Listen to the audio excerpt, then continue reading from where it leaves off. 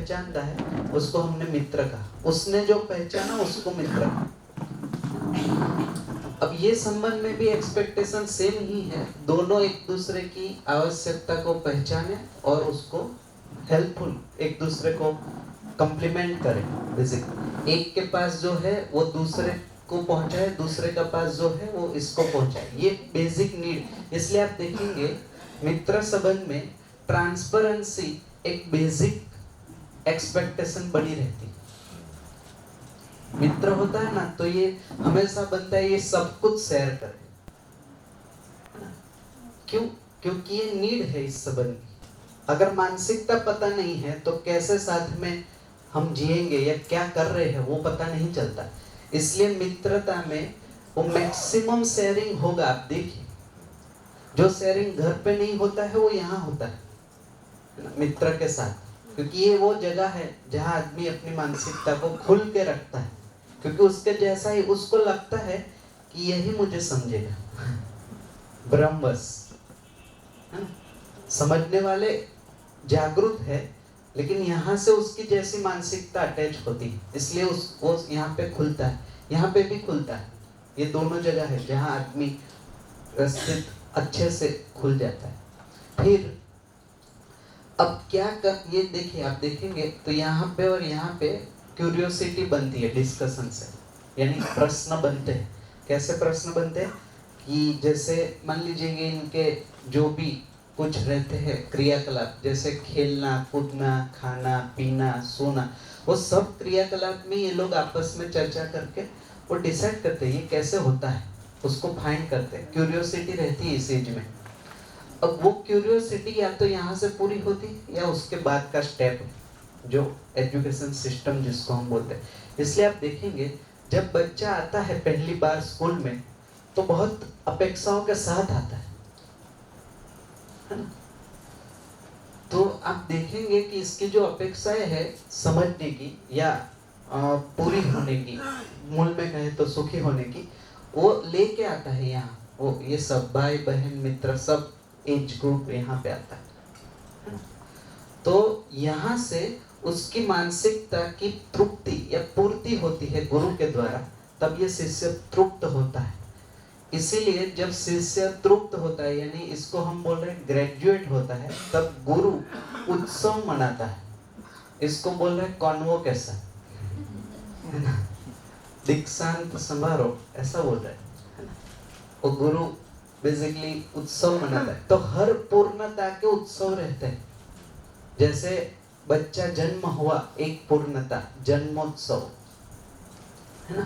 फिर बच्चा स्कूल में गया, प्रवेशोत्सव, है ना, ये पहली बार हो रहा है। जब किसी पूर्णता को अचीव करता है वहां पे उत्सव होता है ना। फिर यहाँ से यहाँ कंप्लीट होता है तो विवाह उत्सव जैसे, है ना। फिर आगे जन्म होता है, उसके बीच में फिर वो आगे पीछे समृद्धि के अर्थ में काफी सारे उत्सव मनाए जाते हैं। जैसे हमारे भी जो उत्सव रहते हैं वो किसी न किसी पूर्णता को रिप्रेजेंट करते हैं।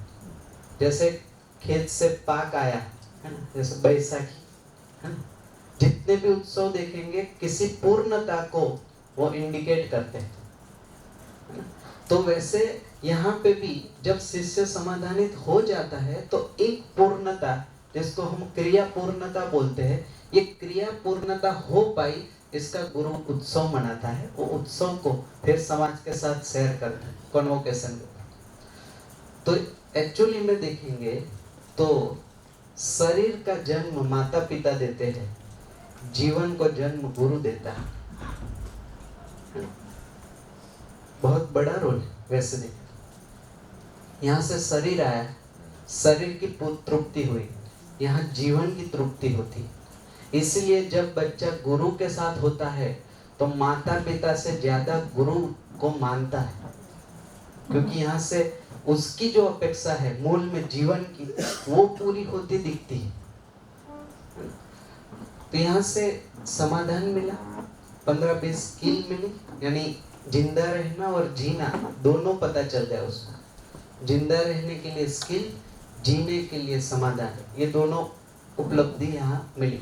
अब इसको जीने के लिए, प्रमाणित करने के लिए किसी व्यवस्था में वो भागीदारी करेगा।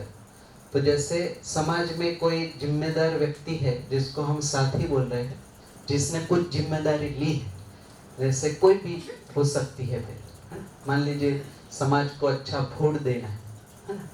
तो फूड की जिम्मेदारी जिसने ली है, जैसे फार्मिंग कोई कर रहा है ना? तो अकेला व्यक्ति पूरे समाज की नीड पूरी नहीं कर सकता। तो जो यहाँ से स्किल सीख के आए हैं फार्मिंग की, और जिनको इंटरेस्ट है वो यहाँ पे ज्वाइन करेंगे, सहयोग देंगे। इसलिए यहाँ सहयोगी लिखा है, ये सहयोग लेंगे क्योंकि ये पूरा करना है। तो ये ऑनर है और ये उसका सहयोगी है। तब सहयोग देते समय इसमें जो कॉन्फिडेंस रहता है और इसका जो गोल रहता है, दोनों मैच कर जाते हैं। विजन एंड मिशन जिसको हम बोलते हैं, है ना? तो हर संस्थान का वो होता है। वो अगर मैच नहीं करता तो प्रॉब्लम आते ही है। ओनर का कोई और है, इसका कोई और है, तो वो फिर प्रॉब्लम आते हैं जब व्यवसाय करे या जॉब करे उसमें। तो ये साथी के जो विजन मिशन है उसमें ये हेल्पफुल होता है, क्योंकि उसको भी वो ठीक लग रहा है तो उसके साथ जुड़ जाता है, और पूरे समाज को जो फूड की नीड है वो प्रोवाइड करने की जिम्मेदारी ये लोग लेते हैं साथ में मिलके। तो ये क्या करेगा, इसके दायित्व को कर्तव्य पूर्ण निभाएगा। तो साथी दायित्व प्रधान रहता है, सहयोगी कर्तव्य प्रधान रहता है ना? क्योंकि सहयोगी को डाउट नहीं होता कि ये कुछ गलत करेगा, तो वो कर्तव्य प्रधान रहता है। जो आता है वो करता है क्योंकि उसको पता है इसका विजन मिशन क्या है और उसने खुद से चूज किया। तो देखिए इसमें एफिशिएंसी कितनी होगी, 100% एफिशिएंसी से चलते हैं दोनों, है ना? ना ये इसका शोषण करता है, ना इसको यहाँ से कुछ ले लेना है। लाभ गया हानि गई, इसको बोलते हैं लाभ हानि मुक्त व्यवसाय, जहां पे लाभ भी नहीं है हानि भी नहीं है, संतुलन बना रहता है। ये इकोनॉमिक्स होती है बेसिक। जब प्रैक्टिकली जब व्यवस्था में देखें तो जो इकोनॉमिक्स लाभ हानि से मुक्त है वही सही अर्थशास्त्र, तो उससे चलते हैं। अदरवाइज अभी क्या हो रहा है, एक का लाभ दूसरे की हानि, है? इसको लग रहा है इससे मैक्सिमम काम करवा लो, हाँ भी वर्तमान में कम दूं, इसको भी लगता है मैक्सिमम लूं कम करूं। जनरली यही टेंडेंसी ओवरऑल रहती है। कुछ कुछ उसमें अलग रहते हैं जिनके कारण व्यवस्थाएं बची हुई है ना। जो कुछ अच्छे लोग रहते हैं जो करते खुद से, उनके कारण कुछ सिस्टम बची रहती है।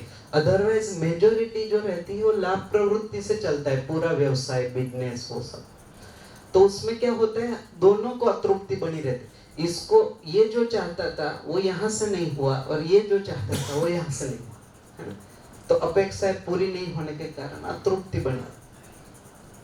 लेकिन यहाँ पर जब बोलते हैं तो ये तृप्ति से जीते हैं। एक समय पे सहयोगी ही साथी की जिम्मेदारी कौन करता है और दूसरे लोग यहाँ जुड़ते जाते हैं। अब प्रश्न आते हैं यहाँ तो काफी सारे स्टूडेंट होंगे, कौन जिम्मेदारी लेगा? तो जो योग्य होता है वो स्वेच्छा से लीड करता है ना? और उसके साथ दूसरे की सभी की सहमति होती है। जितने एम्प्लॉय रहते हैं सबकी सहमति के साथ, वो भी एक व्यवस्था है। कौन लीड करेगा वो भी संविधान में लिखा है, कैसे लीड करेगा उसकी भी एक प्रोसेस। जैसे मान लीजिए एक परिवार में 10 लोग हैं, उसमें से कौन परिवार को रिप्रेजेंट करेगा, यानी लीड कौन करेगा? तो डिसीजन परिवार में ही सभा में तय होता है। कैसे होगा? तो जो ज्यादा समझदार होता है वो सबको पता रहता है, जैसे बाकी 9 को पता ही रहता है कि ये ज्यादा इसकी गति है, तो उसको सब लोग सिलेक्ट करके उसका चयन करते हैं। वैसे ही यहाँ होता है, जितने भी एम्प्लॉय रहते हैं उन सबको एक दूसरे की स्थिति पता रहती है, क्योंकि मूल में ये मित्र रहते हैं ना, सहकर्मी जिसको बोलते हैं, मूल में ये मित्र रहते हैं। मित्र को एक दूसरे की स्थिति पता रहने से जब जवाबदारी लेनी होती है तो वो स्वेच्छा से चयन करते हैं कि ये कैपेबल है जो इस चीज की जिम्मेदारी ले सकते हैं। फिर 2 भी हो सकते हैं, 3 भी हो सकते हैं, तो 3 मिल के जिम्मेदारी लेते हैं। यहाँ पे रेस नहीं है, फिर 3 में से कौन एक, है ना, तीनों है। फिर यहाँ जितना योग्य होता है वो